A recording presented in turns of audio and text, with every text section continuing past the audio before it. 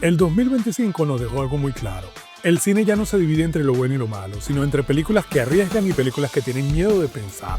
Antes de continuar, recuerda suscribirte a nuestro canal para más contenido similar a este.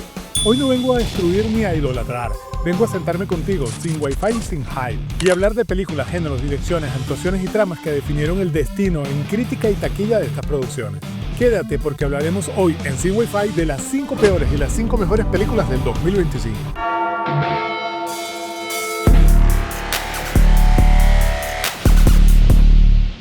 Three, two, one.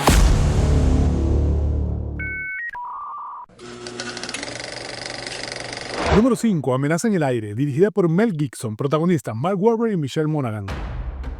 Un thriller aéreo que prometía tensión constante, decisiones al límite y paranoia a 10.000 metros de altura, pero que termina siendo una sucesión de escenas predecibles, diálogos inflados y una amenaza que nunca termina de despegar. Todo ocurre donde no hay escapatoria, excepto el guión, que huye constantemente del conflicto real. La cinematografía utiliza una cámara nerviosa, iluminación fría, montaje funcional, nada ofensivo pero nada memorable. Es curioso cómo una película ambientada en el aire se siente pegada al suelo. A veces el problema no es el peligro, es que no creemos en él. ¡No! ¡Le necesitamos! Número 4. Están cordialmente invitados, dirigida por Nicholas Stoller, protagonizada por Will Ferrell y Reese Witherspoon. Su taquilla fue decente pero por inercia. Una comedia sobre bodas, familias incompatibles y caos emocional, que definitivamente confunde volumen con gracia y caricatura con profundidad. El guión apuesta por el golpe fácil y la exageración constante, y el chiste que llega antes de que el personaje exista. El estilo visual es luminoso, televisivo y correcto, como un episodio largo de algo que olvidaremos mañana. La comedia también envejece y cuando no evoluciona se convierte en ruido. ¿Qué? Nada. Número 3. De vuelta a la acción. Dirigida por Seth Gordon, protagonizada por Jamie Foxx y Cameron Diaz. Su taquilla fue alta, pero por pura nostalgia. Dos exagentes regresan al espionaje mientras intentan ser padres responsables. La premisa no es mala, el problema es que es una película que nunca decide qué quiere ser y más de lo mismo. Es acción, es comedia familiar, es parodia involuntaria, todo está ahí, pero nada respira. El estilo visual es acción genérica, montaje acelerado, música invasiva, como si el miedo y el silencio fueran parte del presupuesto. No todo regreso es necesario. Algunos solo prueban que el tiempo sí pasó. Esos muslos me salvaron. Número 2. Blancanieves, dirigida por Mark Webb. Protagonista Rachel Zegler y Gal Gadot. La taquilla fue enormemente razonable con polémica incluida. No voy a hablar mucho de esta película, simplemente es un intento desesperado por reinterpretar un clásico, sin entender por qué fue un clásico. La película quiere ser moderna, consciente y revisionista, pero termina siendo tibia, desconectada y emocionalmente hueca. Su cinematografía utiliza colores digitales, fondos artificiales y exceso de CGI, con cero magia. Cambiar un cuento no lo vuelve profundo, lo vuelve confuso, y más si no sabe qué historias estás contando. Te llamas feliz porque estás feliz. Y yo me llamo Gruñón porque soy... Finalmente llegamos a la número 1 de las peores películas, El Hombre Lobo, dirigida por Leigh Whannell, protagonizada por Christopher Abbott y Julia Garner. La taquilla de esta película fue decepcionante. Un relato que prometía terror psicológico, identidad y monstruos internos, pero que se pierde entre decisiones narrativas inexplicables y una falta total de atmósfera. El estilo visual es típico, oscuro, apagado, sin identidad clara, ni terror ni drama. En esta película el peor miedo no es el monstruo, es realmente el sentir que no pasó nada.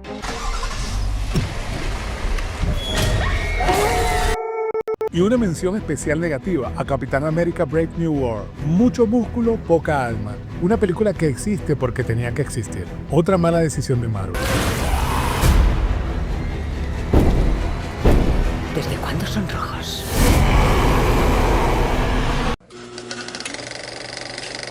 Número 5. Materialistas. Dirigida por Celine Song. Protagonista Dakota Johnson y Pedro Pascal. La taquilla fue moderada y constante. Esta película observa el amor moderno sin romanticismo artificial y sin el cinismo fácil. Celine Song construye una historia donde los personajes no buscan amar mejor, sino sentirse seguros, en un mundo donde se mide el valor de las personas por lo que poseen, por lo que logran y por lo que aparentan. Dakota Johnson interpreta a una mujer emocionalmente lúcida pero efectivamente agotada, alguien que entiende las reglas del juego sentimental y aún así sigue participando en él, con la esperanza secreta de que tal vez las cosas se sientan distintas. Aquí entra Pedro Pascal, profundamente humano, encarna a un hombre que ofrece estabilidad, cuidado y promesas claras, pero que también representa a la comunidad que puede terminar asfixiando el deseo, y al final se vuelve aburrido y más de lo mismo. La película avanza a través de conversaciones incómodas, silencios que dicen más que cualquier declaración romántica y decisiones pequeñas que revelan conflictos enormes. Aquí no hay grandes gestos de amor, porque Materialista entiende que en la adultez lo que más duele no es perder a alguien, sino elegir mal sabiendo exactamente por qué lo hiciste. Su estilo visual es íntimo, sobrio, elegante, planos cerrados, iluminación natural y una cámara que se mantiene cerca del rostro como si temiera perder la emoción irrepetible. Nunca subraya, pero todo se observa. A veces el amor no fracasa, simplemente se rinde cuando deja de sentirse libre. Really beautiful client. She's 31. I wasn't really thinking 30s. Número 4. Bring Me Her Back. Dirigida por Danny y Michael Philippou. Protagonistas, Sally Hopkins y Billy Barron. Su taquilla fue la gran sorpresa del año. Esta película no utiliza el terror como un espectáculo, sino como un lenguaje emocional. Es una historia sobre el duelo que no encuentra salida, sobre la negación prolongada y sobre lo que ocurre cuando el dolor se vuelve tan insoportable que cualquier promesa de regreso parece aceptable. Los hermanos Philippou construyen una narrativa opresiva y progresiva, desde el miedo que no surge de lo sobrenatural en sí mismo, sino por la obstinación humana por no soltar. Sally Hopkins ofrece una de las interpretaciones más inquietantes del año. Una figura maternal rota, amorosa en apariencia, pero corroída por la necesidad desesperada de revertir una pérdida imposible.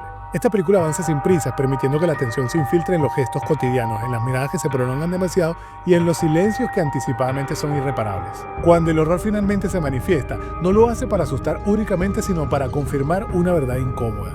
Algunas puertas no deben abrirse, no porque haya algo detrás, sino porque ya no somos los mismos al cruzarlas. El estilo visual es típico de una película de estas: oscuro, orgánico y profundamente sensorial. Uso expresivo del sonido, la iluminación mínima y los encuadres cerrados, que generan claustrofobia emocional.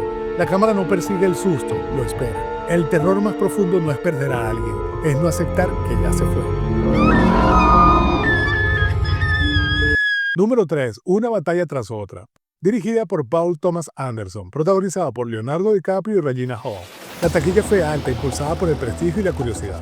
Una batalla tras otra no es otra película sobre la guerra externa, sino sobre la guerra que no termina cuando el conflicto acaba.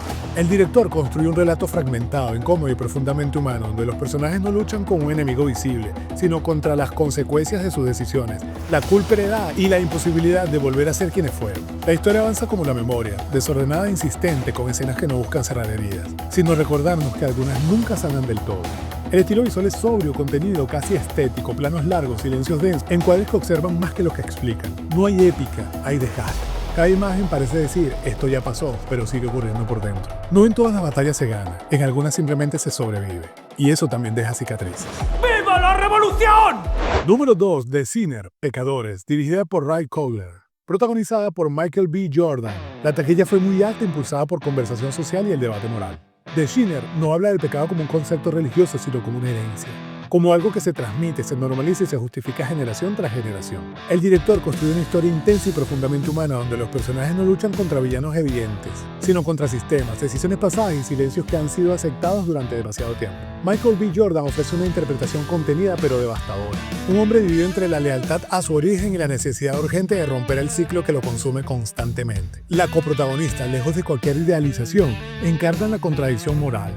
Alguien que ama, comprende, pero también elige mirar hacia otro lado cuando la verdad es incómoda. La narrativa avanza como un juicio sin juez, donde cada escena suma una nueva capa de responsabilidad colectiva.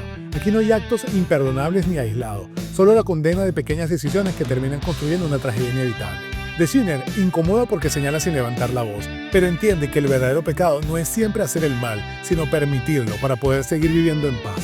El estilo visual es sobrio, denso y cargado de simbolismos.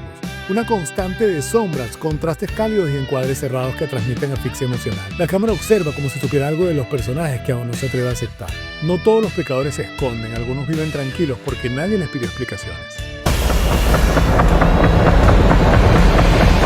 Finalmente llegamos a la número 1 de este top, Frankenstein de Guillermo del Toro, protagonizada por Oscar Isaac y Mia Goth. En taquilla fue un éxito total y esperado. Guillermo del Toro no adapta a Frankenstein, lo confiesa. Su versión no está interesada en el terror clásico ni en el espectáculo del monstruo, sino en la herida original, la necesidad humana de crear algo que nos ame y el pánico de sentirnos cuando eso creado nos refleja que somos incapaces de aceptarlo. Oscar Isaac interpreta a un Víctor Frankenstein desgastado, ofensivo y casi frágil, más cercano a un hombre que huye de su propia insignificancia que a un científico dominado por la ambición. Mia Goth, en un papel inquietante y profundamente emocional, encarna la consecuencia viva de ese acto de creación. Acá el monstruo no es una presencia que pide venganza, sino reconocimiento. La narrativa avanza como una elegía que no busca giros espectaculares, sino verdades incómodas. Escenas donde el silencio pesa más que los diálogos y donde cada mirada parece preguntar ¿por qué me hiciste si no pensabas quedarte? Del Toro convierte el mito en una reflexión sobre la paternidad emocional, el abandono y la monstruosidad que nace no del cuerpo, sino de la negación del otro. Aquí el verdadero horror no es la criatura, es la ausencia de amor que lo rodea. El estilo visual es gótico, artesanal y profundamente humano. Escenas físicas, texturas palpables, luces cálidas que contrastan con las sombras densas. Cada plano parece una pintura melancólica que respira tristeza, compasión y belleza imperfecta. El monstruo no nace, se construye con el abandono. Much more carnage will ensue. Y una mención especial positiva para Bugonia. Es una película extraña, incómoda, brillante, cine que no pide que lo entiendas, sino que lo sientas. Esta película es muy buena y recomendada al 100%. Sé lo que eres. Y yo sé quién eres, Teddy.